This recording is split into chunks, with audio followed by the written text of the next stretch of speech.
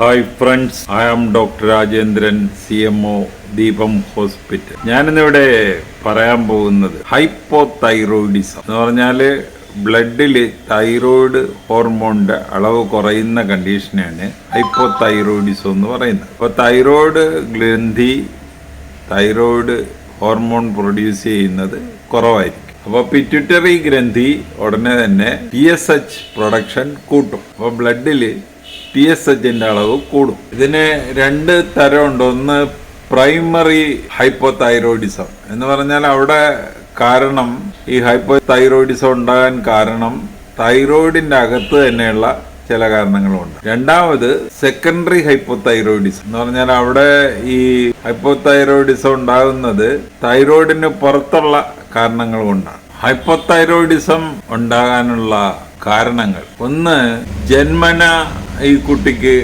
Thyroid ഗ്രന്ഥി ഉണ്ടാകത്തില്ല. അപ്പൊ അത് പാർഷ്യലാകാം, അല്ലെങ്കിൽ കംപ്ലീറ്റ് ആകാം. അപ്പൊ കംപ്ലീറ്റ് കൺജനൈറ്റൽ ആയിട്ട് തൈറോയ്ഡ് ഗ്രന്ഥി ഇല്ലാത്ത ആ കണ്ടീഷൻ ക്രിറ്റിനിസം. അടുത്തത് എൻഡമിക് ക്രിറ്റിനിസം. ഇത് ഐഡിൻ ഡെഫിഷ്യൻസി കൊണ്ടുണ്ടാകുന്ന ഒരു കണ്ടീഷൻ. അടുത്തത് യാൻട്രോജനിക് ഹൈപ്പോതൈറോയിഡിസം എന്ന് പറഞ്ഞാൽ ചികിത്സയുടെ ഭാഗമായിട്ട് ചിലപ്പോൾ ഹൈപ്പോതൈറോയിഡിസം ഉണ്ട്. ഉദാഹരണത്തിന് തൈറോയിഡക്ടമി ചെയ്യേണ്ട എന്തെങ്കിലും ഒരു കണ്ടീഷൻ വന്നു എന്നിരിക്കട്ടെ. അപ്പോൾ തൈറോയിഡ് എടുത്തു മാറ്റുന്നു, അപ്പോൾ ഈ പുള്ളിക്ക് ഹൈപ്പോതൈറോയിഡിസം ഉണ്ടാകും. അതുപോലെ റേഡിയോ ആക്റ്റീവ് അയഡിൻ തെറാപ്പി കഴിയുമ്പോഴും ചിലപ്പോൾ ഹൈപ്പോതൈറോയിഡിസം ഉണ്ടാകും.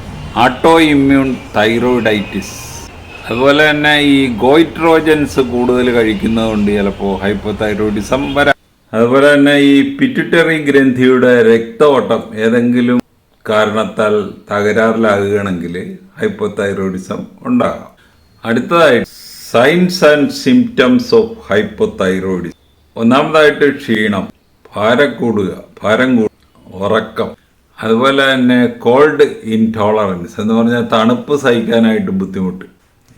അതിൻ്റെ ജനറൽ കണ്ടീഷൻസ് ആണ് ഈ പറയുന്നത്. ചിലപ്പോൾ ഇതുപോലുള്ള ഒരു കണ്ടീഷനിൽ ചിലപ്പോൾ അദ്ദേഹത്തിൻ്റെ ഒരു ഗോയിറ്റർ എന്ന് പറഞ്ഞാൽ ഇവിടെ ഈ ഭാഗത്തൊരു മുഴ ഉണ്ടാകാം. അടുത്തതായിട്ട് ഈ കാർഡിയോ റെസ്പിറേറ്ററി സിംറ്റംസ്. ചിലപ്പോൾ പൾസ് റേറ്റ് കുറയാം, BP കൂടാം. അതുപോലെ അഞ്ചൈന, നെഞ്ചുവേദന വരാം. അതുപോലെ ഹാർട്ട് ഫെയിലിയർ വരാം. അതുപോലെ പെരിക്കാർഡിയൽ എഫ്യൂഷൻ എന്ന് പറഞ്ഞു കഴിഞ്ഞാൽ ഈ ഹാർട്ടിനെ ചുറ്റി പൊതിയുന്ന ഒരു ചർമ്മം, അതിൻ്റെ ഇടക്ക് ഫ്ലൂയിഡ് കളക്ട് ചെയ്യുക. അതുപോലെ ലങ്സിനെ പൊതിയുന്ന ഒരു പ്ലൂറ എന്ന് പറഞ്ഞൊരു സംഭവമുണ്ട്, അതിൻ്റെ ഇടക്കും ഫ്ലൂയിഡ് കളക്ട് ചെയ്ത് പ്ലൂറൽ എഫ്യൂഷൻ ഉണ്ടാകാം. അതുപോലെ തന്നെ ന്യൂറോമസ്കുലർ സിംറ്റംസ്, ശരീരത്ത് വേദന, delayed tendon reflex, muscle stiffness, carpal tunnel syndrome എന്ന് പറഞ്ഞാൽ അത് ഈ ഭാഗത്താണ്. ഈ ആദ്യം കൈവിരലിനൊക്കെ പെരുപ്പ് അനുഭവപ്പെടും, ഈ ഭാഗത്ത് പെയിൻ, കാർപ്പൽ ടണൽ സിൻഡ്രോം. അതുപോലെ പേഷ്യന്റിന് ചിലപ്പോൾ ഡിപ്രഷൻ ഉണ്ടാകാം, സെറിബെല്ലാർ അറ്റാക്സി.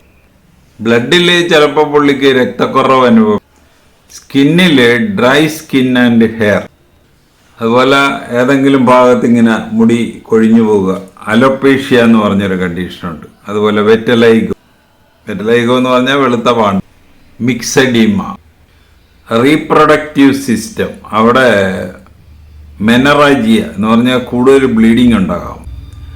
അതുപോലെ infertility, loss of libido, impotence, വീർത്ത മുഖം, പഫിനെസ് ഓഫ് ഐലിറ്റ്. അതുപോലെ ചുണ്ടുകൾ, തടിച്ച ചുണ്ടുകൾ. അതുപോലെ എൻലാർജ്ഡ് ടങ്.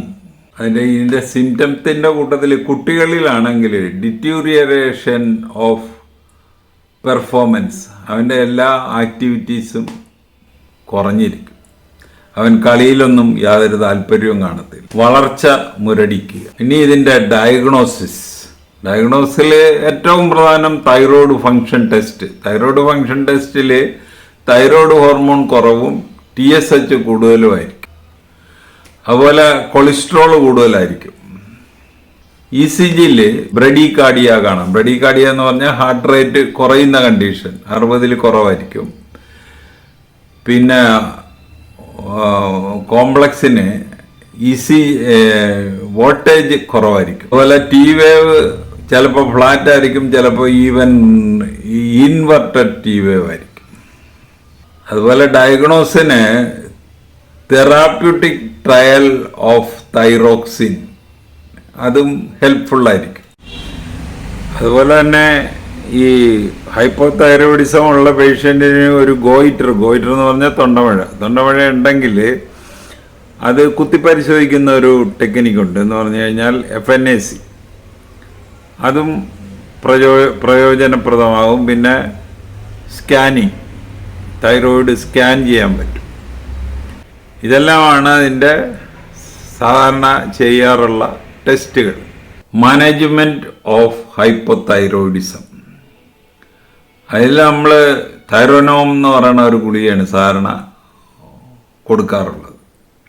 അത് 12.5 മൈക്രോഗ്രാം ഉണ്ട്. 25, 50, 100. അപ്പോൾ ഇത് ചെറിയ ഡോസിൽ കൊടുക്കുക. എന്നിട്ട് പതുക്കെ ഡോസ് കൂട്ടി ഒരു സഫിഷ്യൻറ്റ് ഡോസ് ആകുമ്പോൾ ആ ഡോസ് കണ്ടിന്യൂ ചെയ്യുക. ഇതാണ് അതിൻ്റെ രീതി. സാധാരണ ഇത് വെറും വയറ്റിലാണ് കൊടുക്കുന്നത്. രാവിലെ വെറും വയറ്റിൽ ഈ തൈറോനോം ഗുളിക കൊടുക്കുക. പിന്നെ വേറെ ഇതിൻ്റെ അബ്സോർപ്ഷനെ ഇൻഹിബിറ്റ് ചെയ്യുന്ന ചില സംഗതികളാണ് കാൽഷ്യം ടാബ്ലറ്റ്, അയൺ ഗുളിക, പ്രോട്ടോൺ പമ്പ് ഇൻഹിബിറ്റേഴ്സ്. അപ്പോൾ ഇത് കഴിച്ച ഉടനെ തന്നെ ഇതിൻ്റെ കൂടെ കഴിക്കുക. ഒരു 4 മണിക്കൂർ കഴിഞ്ഞിട്ട് കഴിക്കാമെന്ന് വെക്കുക. പ്രഗ്നൻസിയിൽ ഈ തൈറോനോം ടാബ്ലറ്റ് യാതൊരു കാരണവശാലും നിർത്തരുത്. ചിലപ്പോൾ ഒരിച്ചിലൂടെ ഡോസ് കൂടുതൽ വേണ്ടി വരും. അതുപോലെ തന്നെ ഹാർട്ട് അറ്റാക്ക് പോലുള്ള അസുഖങ്ങൾ വന്നവർക്ക് ഈ തൈറോനോം ടാബ്ലറ്റ് ചെറിയ ഡോസിൽ സ്റ്റാർട്ട് ചെയ്യുക. അത് കഴിഞ്ഞിട്ട് വളരെ ഗ്രാജുവലായിട്ട് കൂട്ടുക. അതുപോലെ തന്നെ ഈ ഹൈപ്പോതൈറോയിഡിസം ഉള്ളവർ കഴിവതും ഈ ഗോയിട്രോജൻസ് അവോയ്ഡ് ചെയ്യുക. അപ്പോൾ ഹൈപ്പോതൈറോയിഡിസത്തിനെ പറ്റി ഇത്രയൊക്കെ പറയാനുള്ളൂ. ഈ വീഡിയോ ഒന്ന് കാണുക.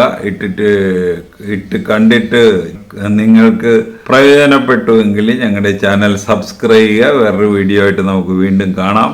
Thank you.